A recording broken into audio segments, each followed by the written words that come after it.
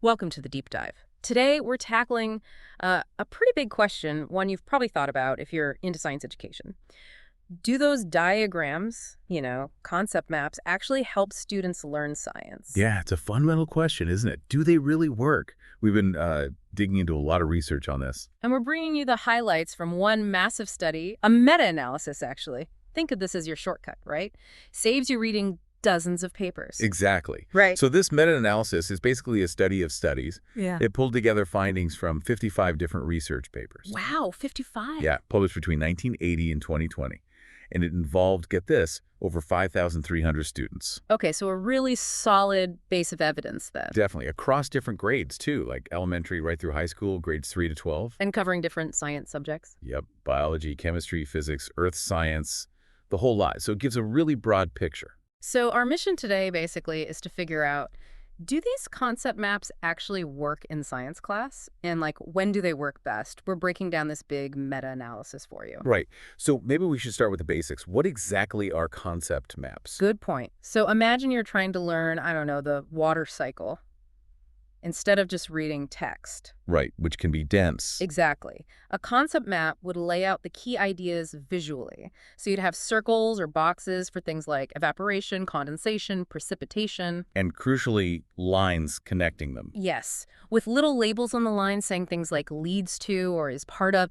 It shows the relationships really clearly. It's that structure that's key. They're often hierarchical, starting broad and getting more specific. You have the concepts in shapes, the linking lines, and those all-important relationship words. Makes sense. Sometimes they even include examples, right? To make it more concrete.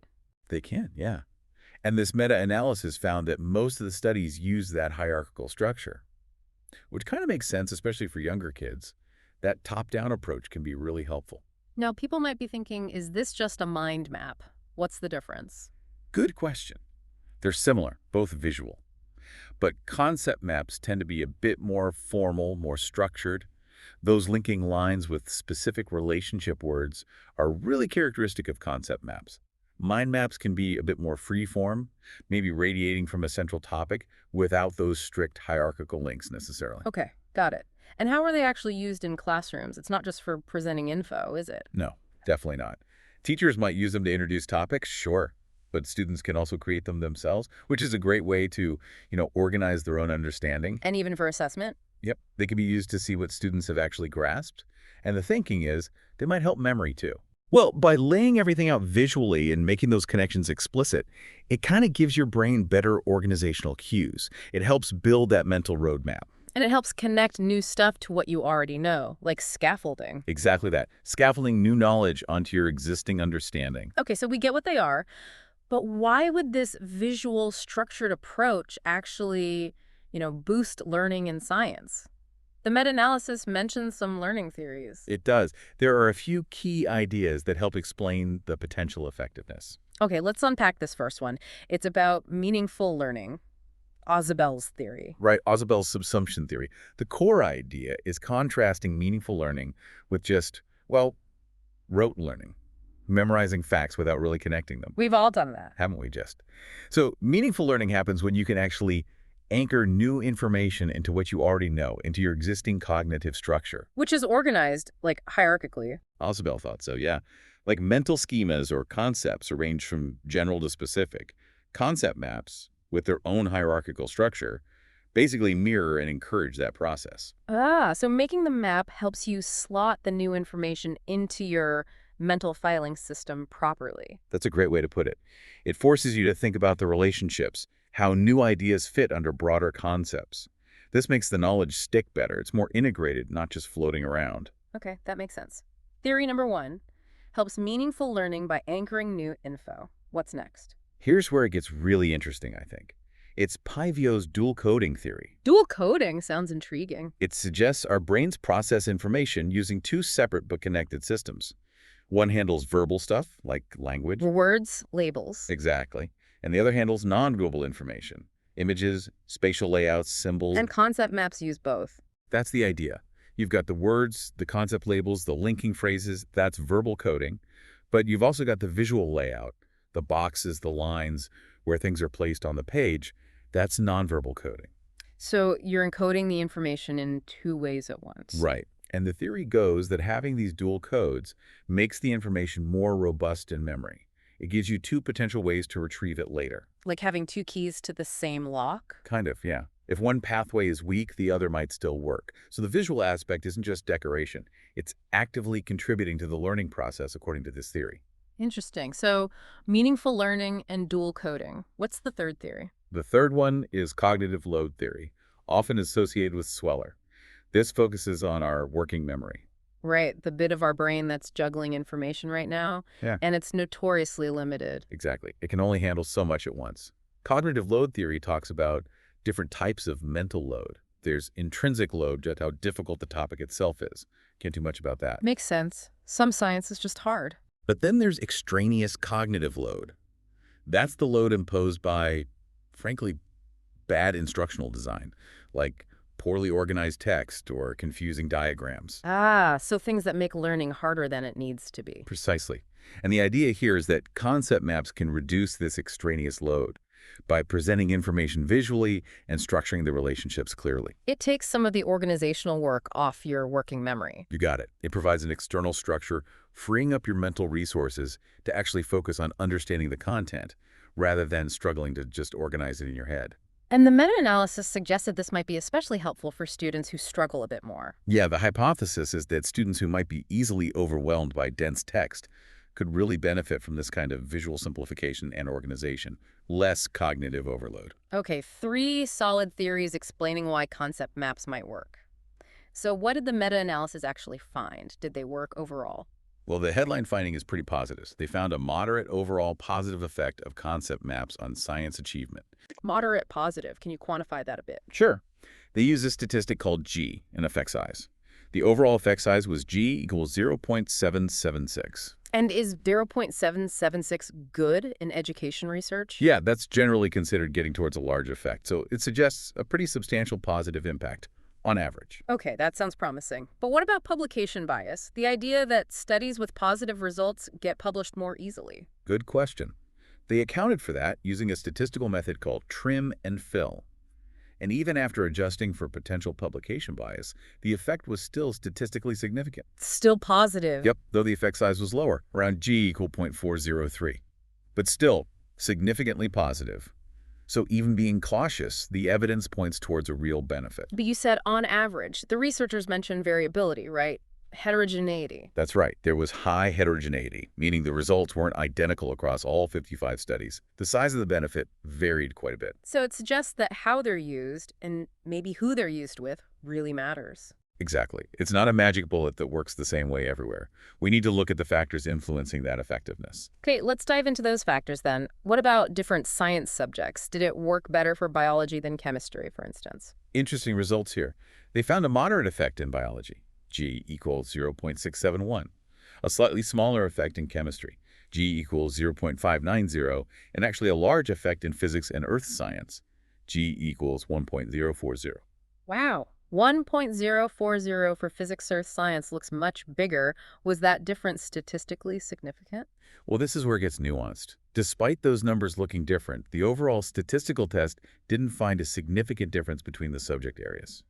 Okay, so we can't definitively say it's better for physics based on this. Not definitively from this analysis alone. It's also worth noting the chemistry result had high variability and was based on fewer studies, so maybe we should be a bit cautious about that specific number. Right.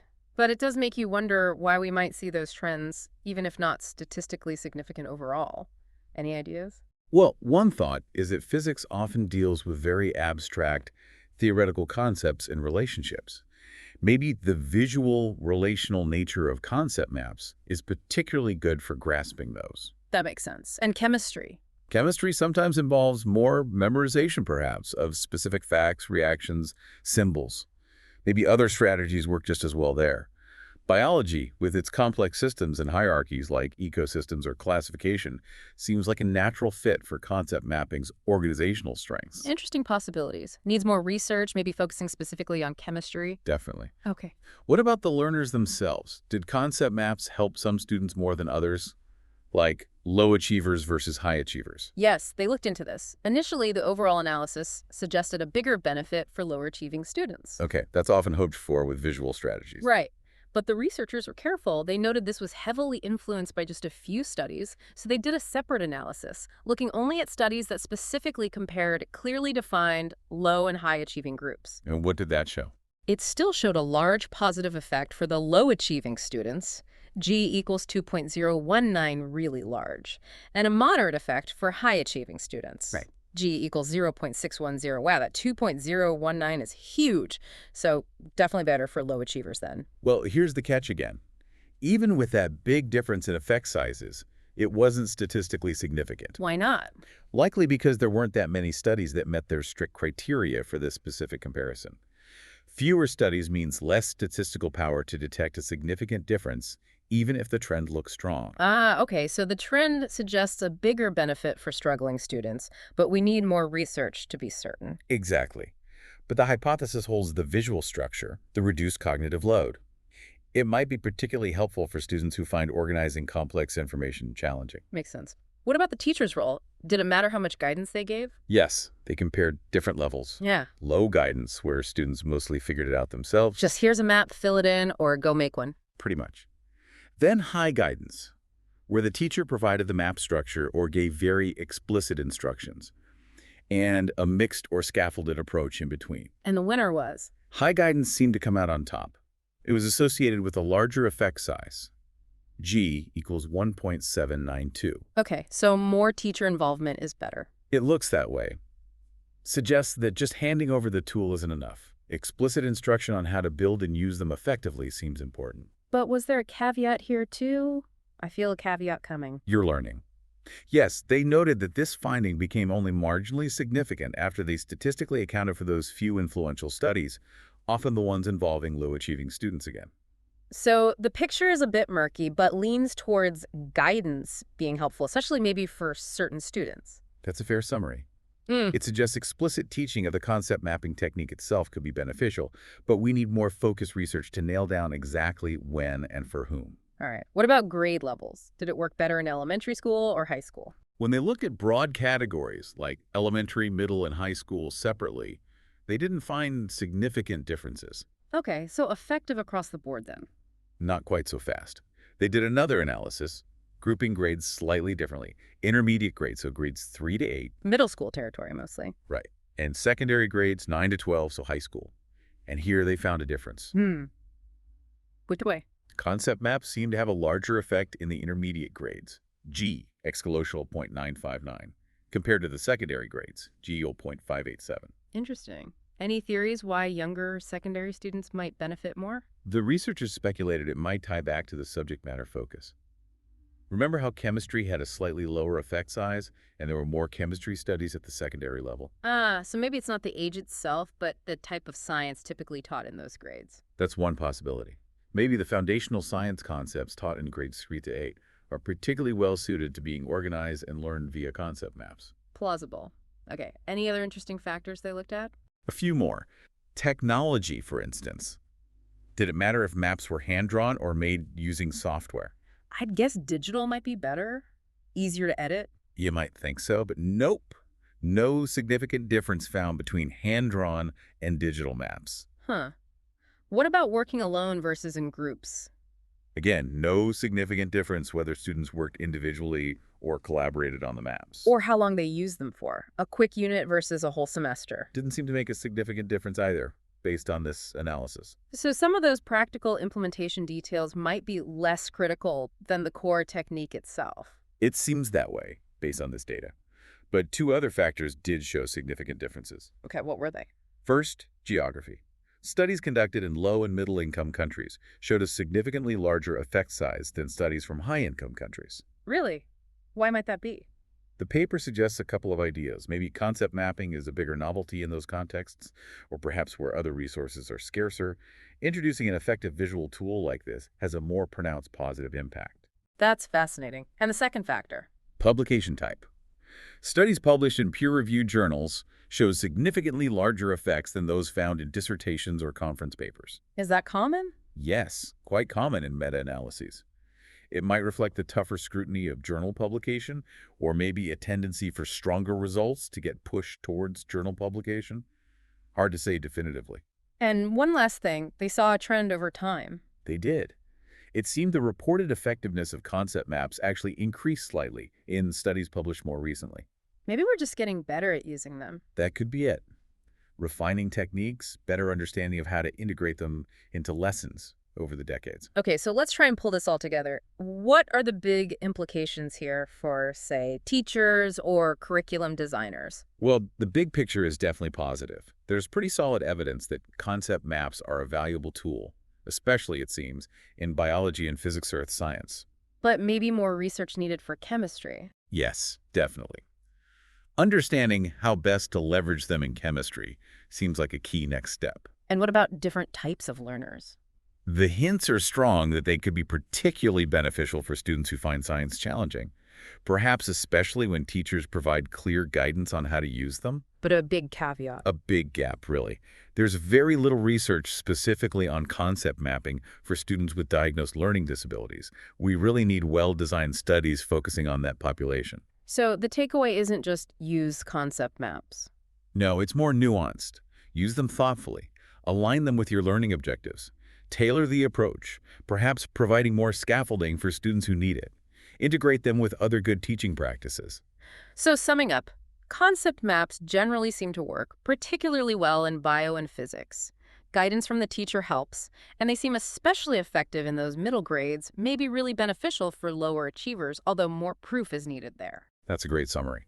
And definitely more work needed on the chemistry front and for students with specific learning needs. It really shows the value of combining results like this. Absolutely. So listening to this, what does it all mean for how you think about learning or teaching complex science?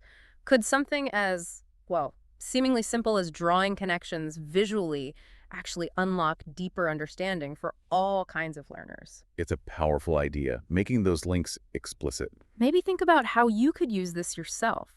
If you're learning something new, try sketching out a concept map. See how the ideas connect, where the gaps are. You might be surprised. It forces you to engage actively, not just passively read. Exactly. It's about building that mental structure. Thanks for joining us for this deep dive on concept maps. We hope it's given you some useful insights and maybe sparked some ideas. Yeah, food for thought, definitely. Until next time, keep exploring.